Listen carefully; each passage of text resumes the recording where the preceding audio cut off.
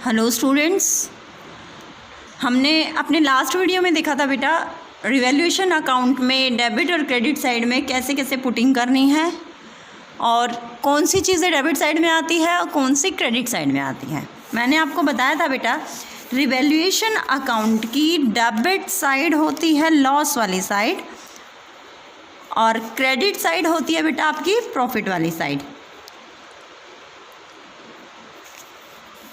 Revaluation account में जो भी आइटम्स हमें पुट करनी है बेटा वो हम यहाँ लिखने के बाद जिस साइड में बैलेंस ज़्यादा आता है बैलेंसिंग करते हैं। बैलेंसिंग करने का आपको पता ही है क्या करना होता है हमें। बैलेंसिंग में जिस साइड में अमाउंट ज़्यादा है उसमें डिफरेंस कैलकुलेट करके अपोजिट साइड में हम ट्रांसफ़र कर देते हैं और उसको हम डेबिट साइड में अगर आता है तो हम इसे लिखते हैं to profit transfer to partners capital account और क्रेडिट साइड में अगर आता है तो हम लिखते हैं by loss transfer to capital account. ये हम लिखते हैं। देखो बेटा मैंने आपको लास्ट वीडियो में भी बताया था कि रिवैल्यूएशन अकाउंट हमारे लिए बहुत ज़्यादा इम्पॉर्टेंट है। तो मैं इम्पॉर्टेंट क्यों है, सेकंड थर्ड फोर्थ ये नाम से है। अदरवाइज़ अगर मैं आपको बताऊं जब पार्टनर एडमिट होगा, रिटायर होगा, डेथ होगी या फिर इनका प्रॉफिट शेयरिंग रेशियो चेंज होगा, सारे ही केसेस में हमें एसेट्स को रिवैल्यूड करना पड़ेगा। तो इसीलिए मैं आपके लिए करीबन 20 आपके लिए एग्जाम्पल लेके आई हूँ और कोशिश की है मैंने बेटा मैक्सिमम पॉइंट्स को मैं यहाँ कवर कर सकूँ, आपको ज़्यादा से ज़्यादा पॉइंट यहाँ दिखा सकूँ ताकि आपको पता चले कि हमें रिवैल्यूएशन में पुटिंग्स कैसे करनी है। हम सॉल्यूशंस लाए हैं यहाँ पर। देखो अब मैं आपको एक एक करके बताती हूँ हमें करना क्या है। जैसे आप देखो बेटा अप्रिशिएट मशीनरी बाय 10%। मैंने आपको बताया अप्रिशिएट मशीनरी बाय 10%। तो आपको मशीनरी की वैल्यू अप्रिशिएट करनी है और कितनी अप्रिशिएट करनी है बेटा 10%। अब मुझे एक बात बताओ, अप्रिशिएट करना मशीनरी की वैल्यू को हमारे लिए प्रॉफिट होगा या लॉस? बेटा जब हमने अपनी मशीनरी की वैल्यू यहाँ पर कितनी अज्यूम की हुई है 5 लाख, हमारी यहाँ वैल्यू दिखाई हुई है बेटा 5 लाख। अप्रिशिएट का मतलब होता है बेटा बढ़ना। अगर आपने अपनी मशीनरी की वैल्यू अज्यूम की हुई है 5 लाख और बाद में आपको पता चले अरे नहीं ये तो बढ़ गई है 550 होगी, तो आप खुश हो जाओगे, आपको प्रॉफिट हो रहा है। तो आप ये रिवैल्यूएशन अकाउंट में कैसे दिखाएंगे? रिवैल्यूएशन अकाउंट में हम दिखाएंगे बेटा बाय मशीनरी 5 लाख का 10%। 5 लाख का 10% कितना आ जाएगा बेटा यहाँ पर 50,000 रुपीज़। क्लियर हो गया बेटा? अब बात आती है मशीनरी की वैल्यू बैलेंस शीट में आप क्या दिखाओगे। आप बैलेंस शीट में मशीनरी पहले आपकी कितनी थी बेटा 5 लाख, अब ये बढ़कर कितनी होगी 5,50,000, बढ़ गई ना 50,000। तो आप याद रखना बेटा आपको एट प्रेजेंट वैल्यू दिखानी है बैलेंस शीट में और आपको जितना डिफरेंस आ रहा है मतलब जितना आपको प्रॉफिट या लॉस हो रहा है उतना आपको शो करना है रिवैल्यूएशन अकाउंट में। हमें यहाँ क्या हुआ बेटा प्रॉफिट। असेट्स का बढ़ना लायबिलिटीज़ का कम होना दोनों ही हमारे क्या हैं प्रॉफिट है। नेक्स्ट पॉइंट देखते हैं। नेक्स्ट पॉइंट में आपको बोला गया डेप्रीशिएट, यानी सेकंड पॉइंट देखो बेटा डेप्रीशिएट मशीनरी बाय 20%। आपको मशीनरी की वैल्यू क्या करनी है बेटा डेप्रीशिएट। अब डेप्रीशिएशन का मतलब क्या होता है बेटा कम होना, वैल्यू का कम होना। तो अब आपकी वैल्यू जब मशीनरी की कम हो रही है और वो भी कितनी कम हो रही है बेटा 20%, तो ये आपके लिए प्रॉफिट है या लॉस है? लॉस है। आपने अपनी कार का सोचा था वैल्यू होगी 5 लाख रुपए जब बेचूंगा, बाद में पता चला 20% कम लगेगी वैल्यू और यानी 5 लाख का 20% कैलकुलेट किया 1 लाख, ये तो लॉस हो गया हमें 1 लाख का। अब हमें कितने में बेचनी पड़ेगी 4 लाख में। तो हमारे जो ये लॉस वाली साइड कौन सी होती है? डेबिट साइड होती है। तो आप यहाँ दिखाएंगे टू मशीनरी, मैं यहाँ नंबरिंग डालती जाऊँगी ताकि आप बाद में अपना चेक कर लीजिए इसे। टू मशीनरी यहाँ पर कितना आ जाएगा बेटा 1 लाख। बैलेंस शीट में कितना लिखेंगे बेटा आप मशीनरी की वैल्यू को 4 लाख। जो फाइनल वैल्यूज़ आती हैं वो हम बैलेंस शीट की में लिखते हैं और जो इंक्रीज डिक्रीज होता है वो हम रिवैल्यूएशन अकाउंट में शो करते हैं। Next one is value of land and building भी increase to ₹5 lakh. Value of land and building increase करनी है कितनी 5 लाख। बेटा यहाँ पर था बाय, तो हमने 10% कैलकुलेट किया वो बैलेंस शीट में लिख दिया, लेकिन यहाँ पर है 2 जहाँ आपको 2 मिल जाए, 8 मिल जाए, वहाँ आपने क्या करना है, आपने देखना है कि आज की डेट में वैल्यू कितनी बता रही है, 5 लाख, इंक्रीज टू 5 लाख, यानी बढ़ाकर 5 लाख कर दो, ये मीनिंग होता है बेटा इसका। और हमारे कितनी दी हुई है बुक में, लैंड एंड बिल्डिंग की वैल्यू 4 लाख, पहले 4 लाख थी, अब बढ़कर कितनी हो गई, 5 लाख। तो हमें प्रॉफिट हो रहा है, लेकिन प्रॉफिट कितने का हो रहा है बेटा, 1 लाख का। तो जो ये हमारी लैंड एंड बिल्डिंग आएगी, ये हमारी बाय साइड में आएगी, by land and building 1 lakh rupees.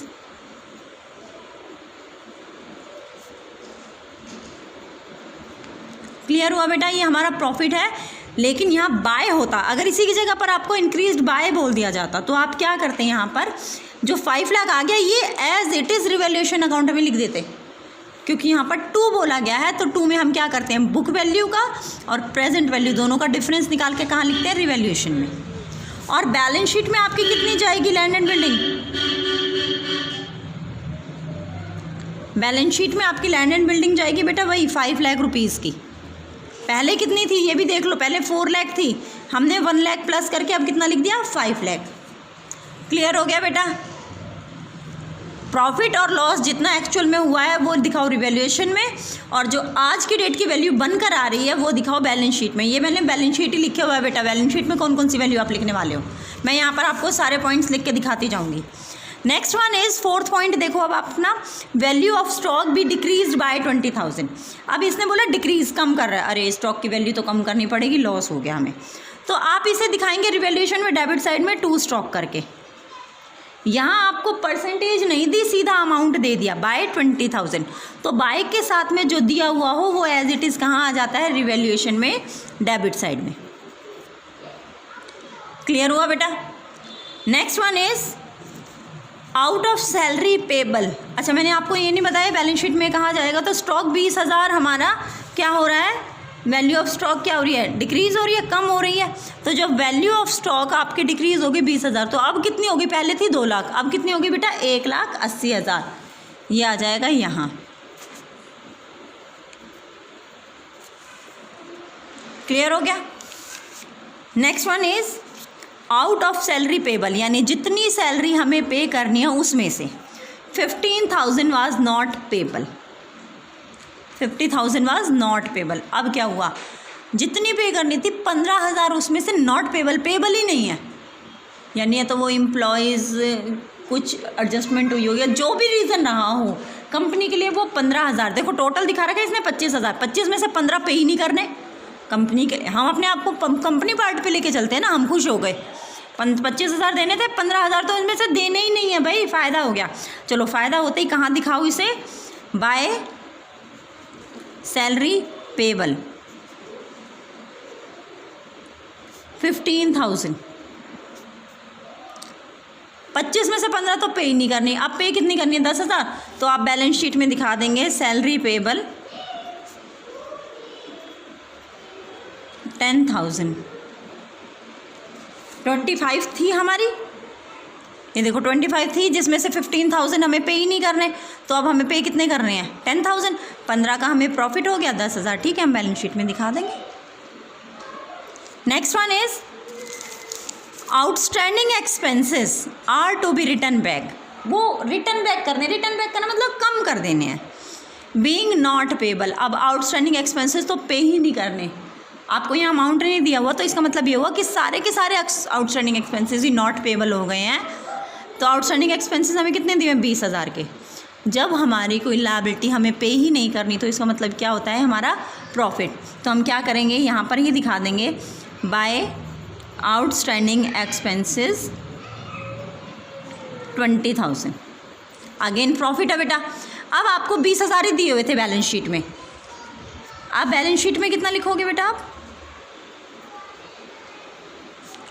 नील, कुछ नहीं आएगा बैलेंस शीट में, आपको दिखाना ही नहीं है, क्योंकि सारे के सारे तो नॉट पेबल हो गए। यहाँ तक क्लियर हो गया बेटा। अब आता है आपका 7th पॉइंट, इन्वेस्टमेंट भी वैल्यूड एट। मैंने आपको बताया 2 या 8 दिया हो तो आपको क्या करना है, डिफरेंस लेना है। किसका डिफरेंस लेना है, ये वो वैल्यू है जो आपको बेटा बैलेंस शीट में दी गई है, ये वो वैल्यू है जो आज की वैल्यू है। वैल्यूड एट बोला है ना, वैल्यूड एट का मतलब आज इतने की वैल्यूड हुई है ये। तो पहले 66 हमने सोच रखा था, अब कितने की है, 60 की है, लॉस हो गया है भाई, चलो ठीक है, लॉस हो गया तो हम दिखाएंगे टू इन्वेस्टमेंट। अब लॉस एक्चुअली में हुआ कितना, हमने वैल्यू सोच रखी थी 66 की और वैल्यू आई 60 की, तो 6000 का लॉस है हमें 6000 का, तो हम ये डेबिट साइड में दिखा देंगे रिवैल्यूएशन अकाउंट के। ठीक है, अब बैलेंस शीट में कितना दिखाएंगे बेटा, बैलेंस शीट में हम अपने इन्वेस्टमेंट शो कर देंगे 60,000 के। क्यों, क्योंकि 6000 का लॉस हो गया तो 6000 कम कर दिया हमने। नेक्स्ट वन इज 7th के बाद 8th देखो, furniture be revalued at 70,000। Furniture को रिवैल्यूड, फिर से अगेन एट दे रखा है बेटा, पिछली बार कम वैल्यू थी, इस बार ज़्यादा हो गई, तो इस बार प्रॉफिट हो गया। 56,000 हमने सोचा हुआ था, हमने सोचा था हमारी फर्नीचर कितने का है, 56 का है, लेकिन ये है कितने का, 70 का। तो आपको समझ आ गया बेटा, जहाँ आपको एट दिया हो वहाँ आपको बुक वैल्यू और प्रेजेंट वैल्यू में डिफरेंस निकाल के क्या करना है, रिवैल्यूएशन अकाउंट में लिखना है। हमें प्रॉफिट हो गया बाय फर्नीचर, और कितने का प्रॉफिट हो गया, 16,000 का, सॉरी 14,000 का यहाँ हमें प्रॉफिट हो गया। क्लियर हो गया बेटा। अब बैलेंस शीट जब आप बुक वैल्यू दिखाने लगे फर्नीचर की बैलेंस शीट में, तो आप कितना दिखाओगे बेटा, पहले 56 थी, 14,000 का प्रॉफिट, तो अब कितने की बन गई, ये 70,000 की बन गई। अब तो मैं भी इसके लिए आपको एक लॉजिक और भी बताने वाली हूँ, वो एंड में बताएंगे। पहले हम अपने यहाँ पर जो हमने एग्जाम्पल लिए पहले हम वो सॉल्व कर लें। नेक्स्ट वन इज़ आपको बोला है creditors of 12,000 were not likely to be arise. Not likely to be arise, arise मतलब उगना या आना, यानी हम बोल रहे हैं क्रेडिटर्स जो हैं 12,000 के वो लेने नहीं आएंगे, पैसे मांगने नहीं आएंगे, और not likely to be paid, ये लिखा हुआ है ना यहाँ पर, और not likely to be paid claimed, hence be return of. ये क्या होंगे, रिटर्न ऑफ हो जाएंगे। हमें क्रेडिटर्स दे रखे हैं 1 लाख के, जिसमें से 12,000 के नॉट लाइकली टू अराइज या not likely to be claim, not likely to be paid. Not likely to be paid का मतलब होता है आप पे नहीं करने। तो बेटा इस केस में आपके क्रेडिटर्स आपकी लायबिलिटी है, और लायबिलिटी जब जब पे नहीं कर रही तब तब आप खुश होते हो, आपका प्रॉफिट हो जाता है, और आप इसे किस साइड में दिखाते हो, रिवैल्यूएशन में, क्रेडिट साइड में, बाय क्रेडिटर्स। कितने दिखाने हैं अब आपने यहाँ क्रेडिटर्स, 12,000 के, जितना प्रॉफिट हो रहा है उतना यहाँ दिखाओ। बैलेंस शीट में कितने दिखाओगे, बैलेंस शीट में आप क्रेडिटर्स दिखाओगे बेटा, आपके 1 लाख के क्रेडिटर्स थे, 12,000 के आपको पे नहीं करने, तो आप 88,000 के शो कर दो यहाँ पर। क्लियर हो गया बेटा। अब आगे आपको बोला है नेक्स्ट पॉइंट में 9th या 10th में, create a provision of 5% on debtor. Provision बनाना मतलब जिस चीज़ पे प्रोविज़न बना रहे हैं उसकी वैल्यू को डिक्रीज़ करना। डेटर पे प्रोविज़न का मतलब होता है बेटा, हम ये सोचते हैं कि हो सकता है 10%, 5% हमारे डेटर पैसे नहीं देंगे, हम पहले से, क्योंकि ये जो हमारे कॉन्सेप्ट्स हैं, कंजप्शंस हैं, जो हमारे कॉन्सेप्ट या कन्वेंशंस जितने भी हमें दिए हुए हैं उसके अकॉर्डिंग हम ये रूल फॉलो करते हैं बेटा कंजर्वेटिज्म का, कि हम अपने आप को सेफ रख के चलेंगे। हम पहले ये मान के चलेंगे कि जो डेटर्स हैं उसमें से इतने हमें पैसे नहीं देंगे। तो अब जब डेटर पे प्रोविज़न बना रहे हैं तो हमारे लिए लॉस है, क्योंकि डेटर हमारी एसेट है, उसमें से कुछ का ये मान लेना कि वो पैसे नहीं देंगे तो हमारे लिए लॉस है। तो हम ये कहाँ दिखाएंगे बेटा, डेबिट साइड में, to provision for doubtful debt. अच्छा जी, कितना प्रोविज़न बनाना है, 5% प्रोविज़न बनाना है। डेटर है हमारे 1 लाख के, तो 1 लाख का 5% हमने कैलकुलेट किया 5,000।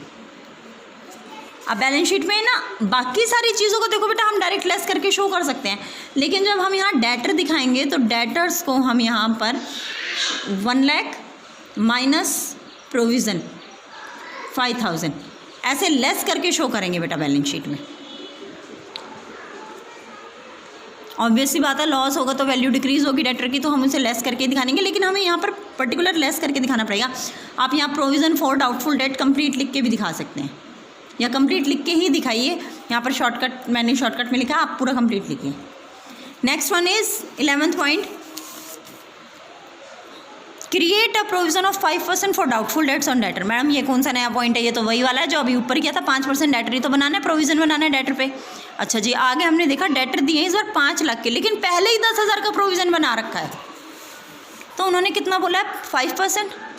और मैं अगर यहाँ 5 लाख का 5% कैलकुलेट करती तो कितना होता है बेटा, 25,000। 25,000 प्रोविज़न बनाना है, 10,000 तो पहले ही बना रखा है, तो अब कितना और बना दूँ मैं? 15,000। समझ आया बेटा? अगर पहले ही प्रोविज़न बना रखा हो, और वो इसमें भी बेटा जो होते हैं ना स्टेटमेंट्स, वो अलग अलग तरीके से दी जाती है। जैसे इसने बोला क्रिएट बनाओ, कितना बनाओ प्रोविज़न? 5%। तो ठीक है, हमने 5 लाख का 5% कैलकुलेट किया, 25,000 आ गया था। लेकिन अभी मैं आपको नेक्स्ट पॉइंट में बताती हूँ क्या करना है। दूसरी स्टेटमेंट क्या हो सकती है। फिलहाल आप ये सोचो, हमें 15,000 का बनाना था। अब हम यहाँ डेट प्रोविज़न कैसे दिखाएंगे? हम यहाँ डेटर दिखाने वाले हैं 5 लाख के, और प्रोविज़न फॉर डाउटफुल डेट पहले ही हमने कितना बना रखा था बेटा? 10,000 का पहले बना रखा है, 15 का। अब तो टोटल कितना हो गया? 25,000। आप इसे लेस करके 4,75,000 रुपीज़ आउटर कॉलम में शो कर देंगे। क्लियर हो गया बेटा? देखो अभी ये ना नया पॉइंट आया है एक और, no need of provision as all the debtors are good. सारे के सारे डेटर अच्छे हैं, प्रोविज़न की कोई ज़रूरत नहीं है। तो ऐसे केस में जहाँ पर हमें प्रोविज़न की ज़रूरत ही नहीं है, तो ये प्रोविज़न हमने जो बना रखा है बेटा, ये जो 10,000 हमने प्रोविज़न बना रखा है, इसे अगर मैं हटा दूँ तो मेरे डेटर कितने के हो जाएंगे? 5 लाख के। और अगर मैं ये रखती तो मेरा कितने के होते? 5 लाख में से मैं 10,000 माइनस करके कितने दिखाती? 4,90,000। 4,90,000 से बढ़कर कितने हो रहे हैं मेरे? 5 लाख। तो मुझे प्रॉफिट हो रहा है by provision for doubtful debt. यहाँ बाय डेटर भी आप शो कर सकते हो, क्योंकि बढ़ रहा है बाय डेटर्स 10,000। और आप बैलेंस शीट में जब दिखाएंगे तो कंप्लीट डेटर्स दिखा देंगे बेटा आप कितने के? 5 लाख के। तो आपको समझ आया, जब कभी भी प्रोविज़न बनाना पड़े या बढ़ाना पड़े तो वो लॉस है, लेकिन अगर प्रोविज़न कम करना है या ख़त्म करना है तो हमारा ये वो प्रॉफिट है। क्लियर हो गया बेटा? नेक्स्ट वन, सॉरी ये 12th पॉइंट था बेटा ये हमारा, ठीक है, गलती से मैंने यहाँ 10th लिख दिया था। नेक्स्ट पॉइंट इज 12th या 13th पॉइंट हमें बोलता है इंक्रीज द प्रोविज़न बाय 5%। अब प्रोविज़न को 5% बढ़ा दो। अगर मान लो मेरा यहाँ 5 लाख के डेटर हैं और मैंने यहाँ 10,000 प्रोविज़न बना रखा है ऑलरेडी, और ये क्या बोल रहा है? 5% बढ़ा दो। तो मैं क्या करूँगी? 5 लाख का 5% कैलकुलेट करूँगी, जो कि क्या आएगा? 25,000। तो मैं क्या लिखूँगी? डेबिट साइड में 13.2 प्रोविज़न फॉर डाउटफुल डेट 25,000। जब आपको बोला जाए इंक्रीज़ करो, अगर मुझे यहाँ पर बोल दिया जाता इंक्रीज़ द प्रोविज़न बाय 10,000, तो मैं सारा का सारा 10,000 रुपये यहाँ दिखा देती। इंक्रीज़ बाय 5%, तो मैं इसका 5% कैलकुलेट करूँगी और यहाँ पर शो कर दूँगी। अब मेरा यहाँ पर कैसे शो होगा? यहाँ डेटर में कितने के दिखाऊँगी? डेटर्स मेरे वही हैं 5 लाख के, लेस करूँगी प्रोविज़न। 10,000 का मैंने पहले ही बना रखा था बेटा यहाँ पर, और 25,000 का मैंने और बना दिया, तो टोटल कितना माइनस करना मुझे? 35,000। 4,65,000 रुपीज़ आउटर कॉलम। हाँ जी बेटा, 25,000 इंक्रीज़ बोला था और बाय बोला था, इसलिए हमने जितना बोला है उतना का उतना अमाउंट हमने यहाँ शो कर दिया। नेक्स्ट आपके पास क्या आता है बेटा? 14th पॉइंट आता है आपका। 14th पॉइंट में हमें बोला गया है stock is under valued bye 10%। अब मैं आपको पहले एक बात बता दूं बेटा, अंडर वैल्यूड का मतलब होता है वैल्यू को कम नापना। अगर आप अपनी किसी भी एसेट की वैल्यू कम नापते हो और बाद में आपको पता चलता है तो आप खुश हो जाते हो और उसकी वैल्यू बढ़ा दोगे। वैल्यू बढ़ते ही आपका प्रॉफिट हो जाएगा। प्रॉफिट आप बाय साइड में शो करोगे। तो इसका मतलब क्या हुआ? अंडर वैल्यूड मतलब प्रॉफिट। क्लियर हुआ बेटा? अब आती है नेक्स्ट थिंग, अंडर वैल्यूड में प्रॉफिट आ रहा है, ठीक है, हम बाय साइड में लिखेंगे यहाँ पर bye stock.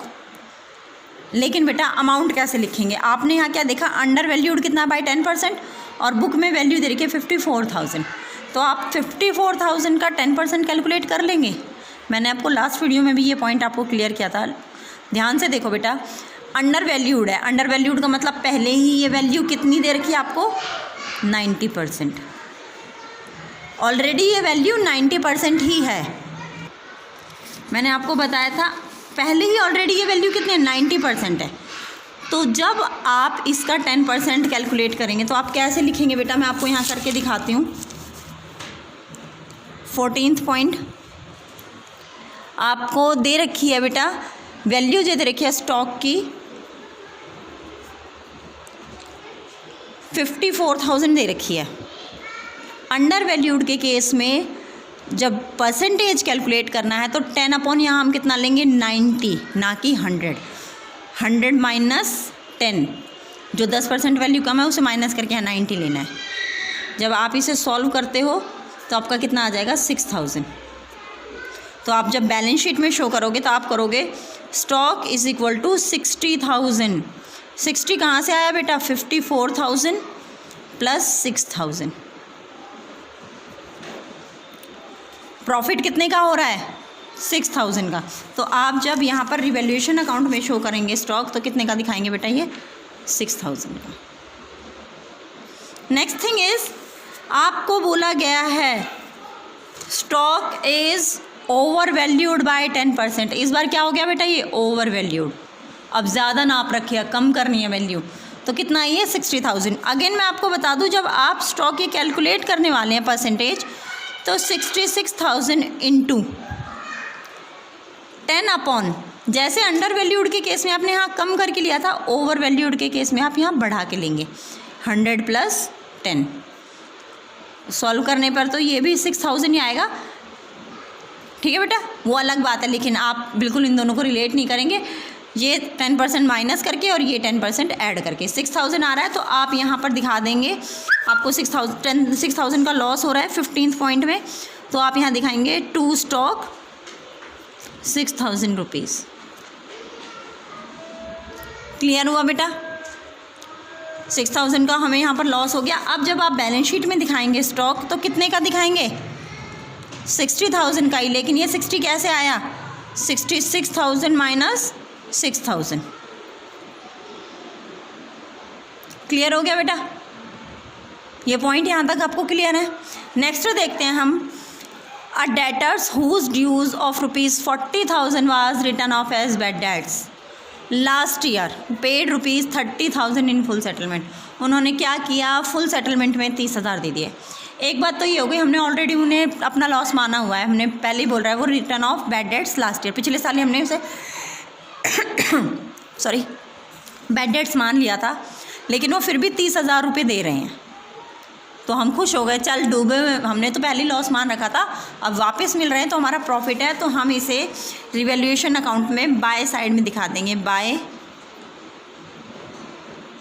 Bad debts recovered के नाम से 30,000।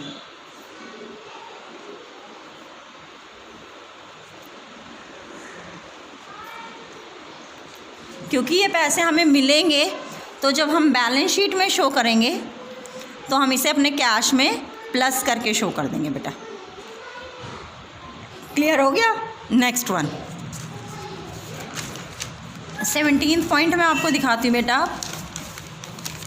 मैंने आपको बताया था कोई भी असेट अगर आपकी अनरिकॉर्डेड है तो वो आपके लिए फ़ायदा बन जाता है, आप खुश हो जाते हो कि अच्छा है एसेट साइड बढ़ेगी। और कोई भी लायबिलिटी अनरिकॉर्डेड है तो इसका मतलब ये है कि वो लॉस है। अब 17th पॉइंट में आपको बोला investment worth ₹1,400 not mention in balance sheet. आपने बैलेंस शीट में मेंशन नहीं करती, वो were to be taken into account, अब वो रिकॉर्ड करनी है। तो ठीक है जी, 1,400 का हमें यहाँ बेनिफिट हो रहा है। रिवैल्यूएशन अकाउंट में हम देखिए बच्चा, रिवैल्यूएशन अकाउंट में बाय इन्वेस्टमेंट 1,400 रुपीज़ हम शो कर देंगे। अगेन 17th पॉइंट यहाँ बैलेंस शीट में कैसे शो करेंगे बेटा, जब आप बैलेंस शीट बनाएंगे तो इन्वेस्टमेंट में अगर आपको पहले इन्वेस्टमेंट दिए हैं तो उसमें प्लस करके दिखा दो, नहीं तो बैलेंस शीट में इन्वेस्टमेंट 1,400 के शो कर दो अगर कुछ भी नहीं दे रखे तो। क्लियर हो गया। नेक्स्ट आता है आपका 17th point, a provision for ₹4,000 was to be made for an outstanding bill for repair.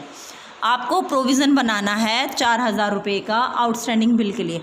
अब प्रोविज़न बनाने का मतलब ये हो गया बेटा कि आपको ये सोच के चलना है कि 4,000 रुपये हमें और पे करने पड़ सकते हैं आउटस्टैंडिंग बिल के। प्रोविज़न बना लेना मतलब सोच लेना पहले से ही। तो आप जब 4,000 रुपये सोच रहे हो कि हमें पेमेंट करनी पड़ेगी, तो ये तो आपका लॉस हो गया। लॉस किस साइड लिखेंगे? रिवैल्यूएशन में, डेबिट साइड में, to provision for outstanding bill. कितने का बोला है बेटा इसमें? 4,000 रुपीज़ का। तो हम यहाँ पर 4,000 रुपीज़ शो कर देंगे।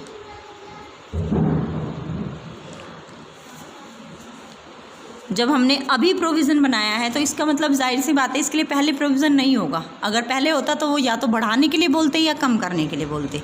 अभी तो उन्होंने बोला है बनाना है, वाज टू बी मेड। तो हम क्या करेंगे यहाँ पर,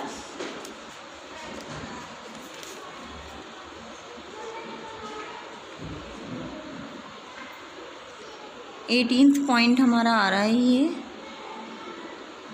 चलो अभी देखती हूँ मैं कहाँ पर क्या मिस्टेक। अच्छा 15 पॉइंट हम 2 बार लिख गए हैं यहाँ। ये हमारा 16 पॉइंट था, अब ये हमारा 17 पॉइंट और ये 18, सॉरी। हमने जब अभी प्रोविज़न बनाया तो बैलेंस शीट में हम क्या करेंगे, प्रोविज़न फॉर आउटस्टैंडिंग बिल के नाम से शो कर देंगे। कितना बेटा? 4,000 रुपीज़। किस साइड में आएगा बेटा? और ये प्रोविज़न आउटस्टैंडिंग बिल हमारे लिए लायबिलिटी है और ये लायबिलिटी साइड में जाएगी। नेक्स्ट वन इज़ बेटा आपके 19 पॉइंट कहता है, आपका 19 पॉइंट कहता है बेटा to write off bad debts amounting to ₹6,000। अब आप इस चीज़ को बड़े ध्यान से समझेंगे बेटा। राइट ऑफ करो बैड डेट्स 6,000 के, मतलब जितने के भी डेटर्स थे उसमें से 6,000 रुपये डूब गए, फाइनल हो गए बेटा। ये जब ये फाइनल हो गए हैं तो हमें 80 में से 6,000 को लेस करना है। लेकिन जब हमने बैलेंस शीट में शो किया होगा तो यहाँ बाहर कितना शो किया होगा? 76,000। हमने ऑलरेडी क्या सोच रखा है कि 4,000 का हमने प्रोविज़न बनाया हुआ है। तो जब कभी भी बैड डेट्स का केस हो, हमने प्रोविज़न बना रखा हो ऑलरेडी, तो पहले इस बैड डेट्स को इस प्रोविज़न से कवर करो कि हमने जो सोचा हुआ था उसी के अंडर है या उससे अबव जा रहा है। अगर देखो इसी के अंडर आ जाता है, ये यहाँ पर 14,000 होता तो हमें कोई प्रॉब्लम ही नहीं थी, क्योंकि हमने तो पहले ही सोचा हुआ था। लेकिन हमने 4,000 सोचे थे और हमें हमारे बैड डेट्स कितने के हो गए? 6,000 के। तो इस टाइम पे आपका लॉस कितना हुआ है? 2,000। आप जो रिवैल्यूएशन में दिखाएंगे तो वहाँ कितना दिखाएंगे बेटा? बैड डेट्स में 2,000। क्लियर हुआ बेटा? अगर कोई भी प्रोविज़न नहीं होता तो हम सारा का सारा यहाँ दिखा देते, लेकिन ऑलरेडी प्रोविज़न बना रखा है तो आप कहाँ दिखाएंगे? 2,000 को डेबिट साइड में। Last one is out. और इसे बैलेंस शीट में कैसे शो करना है? बैलेंस शीट में जब आप दिखाएंगे डेटर्स को, यहाँ 80,000 में से माइनस कर देंगे 6,000 बैड डेट्स, 74,000। इनकेस बेटा अगर अब आपको यहाँ प्रोविज़न बनाने के लिए बोल दिया जाता, ये पॉइंट बड़े ध्यान से सुनना बेटा, आपके बुक्स में आता है ये पॉइंट, और जब आता है फिर आप लोग भूल जाते हो कि क्या बोला गया था हमें। टीचर सारे बताते ही थे, लेकिन जब पॉइंट आ जाए ना तब फिर आपको ध्यान नहीं रहता, अरे क्या वो हुआ, होना क्या था इसका। तो अगर अब ऐसा हो जाए कि अब इसमें बोला गया है जैसे कि 6,000 के बैड डेट्स हैं और इसके साथ बोल दिया जाए क्रिएट अ प्रोविज़न ऑफ 5%, तो आप वो प्रोविज़न आप कितने पे बनाने वाले हैं? 74,000 पे। जो नया अमाउंट आ गया उस पे, ना ही 80 पे बनेगा ना ही 76 पे बनेगा। जितना हमें लॉस हो चुका है उसे लेस करने के बाद जो अमाउंट आ गया उस पे बनाना है बेटा आपने। लास्ट पॉइंट इज बेटा आउटस्टैंडिंग एक्सपेंसेस भी ब्रॉट डाउन ₹2। ब्रॉट डाउन मतलब नीचे लाना। कितना? 1,200 रुपये। पहले हमें कितने दे रखे आउटस्टैंडिंग एक्सपेंसेस? 3,000। अब 3,000 से जब हम 1,200 रुपये कम करेंगे तो अब कितनी वैल्यू आ जाएगी? 1,800 रुपये। ठीक है, आउटस्टैंडिंग एक्सपेंसेस हमारे लिए लायबिलिटी है और लायबिलिटी का डिक्रीज़ होना हम क्या कंसिडर करते हैं बेटा? प्रॉफिट। तो हमारा प्रॉफिट यहाँ पर कितने का हो गया? 1,200 का। और 20 में आप जब बैलेंस शीट में दिखाएंगे तो आउटस्टैंडिंग एक्सपेंसेस अब आप कितने के दिखाने वाले हैं? 3,000 माइनस 1,200, 1,800 के। जब आप रिवैल्यूएशन अकाउंट की सारे पॉइंट्स को इस तरीके से पोस्ट कर देते हैं तो उसके बाद आप दोनों साइड का टोटल कर लेंगे कहीं रफली, और देखेंगे अगर क्रेडिट साइड ज़्यादा आ रही है तो डेबिट साइड में पोस्ट करने वाले हैं आप, और यहाँ लिखेंगे टू प्रॉफिट। और अगर आपकी डेबिट साइड ज़्यादा है और क्रेडिट साइड में आप पोस्ट करेंगे तो आप यहाँ लिखेंगे बाय लॉस। और ये लॉस जाएगा किस में, पार्टनर्स में जाएगा, ओल्ड रेशो में डिवाइड होता है बेटा नॉर्मली ये। इसके आगे जो भी कंडीशन आएंगी वो मैं आपको नेक्स्ट वीडियो में बताऊंगी बेटा। फ़िलहाल ये 20 पॉइंट्स आपके रिवैल्यूएशन के थे। कोशिश करो इन्हें अच्छे से समझो। अगर किसी भी पॉइंट में आपको क्लैरिफिकेशन नहीं मिली है तो आप नीचे कमेंट्स में लिख के आप मुझे ज़रूर बताइए बेटा। ओके बेटा।